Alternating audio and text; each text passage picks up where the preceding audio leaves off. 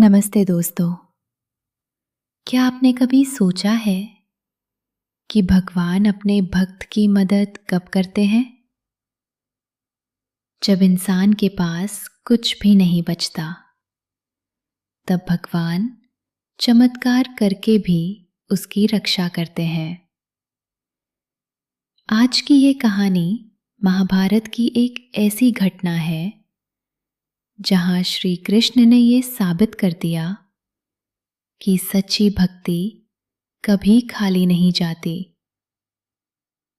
वनवास के समय पांडव जंगल में रहते थे। उनके साथ द्रौपदी भी थीं। एक दिन अचानक महर्षि दुर्वासा अपने हजारों शिष्यों के साथ वहां आ पहुंचे। युधिष्ठिर ने उनका आदर किया। तब दुर्वासा ऋषि बोले, हम स्नान करके आते हैं, तब तक हमारे भोजन की व्यवस्था कर देना। ये सुनते ही पांडव परेशान हो गए, क्योंकि उस दिन घर में खाने के लिए कुछ भी नहीं बचा था। द्रौपदी की आंखों में आंसू आ गए। उन्हें समझ नहीं आ रहा था कि इतने लोगों को भोजन कैसे कराया जाए। तब उन्होंने आंखें बंद की और सच्चे मन से श्री कृष्ण को याद किया। कुछ ही क्षणों में श्री कृष्ण वहां प्रकट हो गए। उन्होंने मुस्कुराकर कहा, द्रौपदी, मुझे बहुत भूख लगी है, पहले मुझे भोजन दो।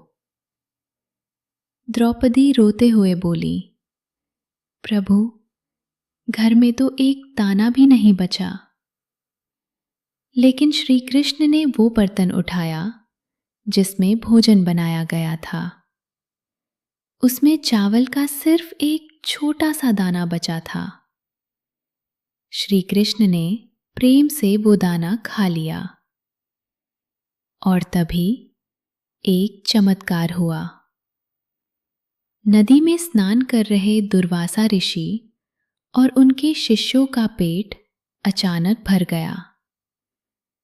उन्हें ऐसा महसूस हुआ जैसे उन्होंने भरपेट भोजन कर लिया हो, और वे बिना भोजन किए ही वहां से चले गए। द्रौपदी ये देखकर भावुक हो गईं।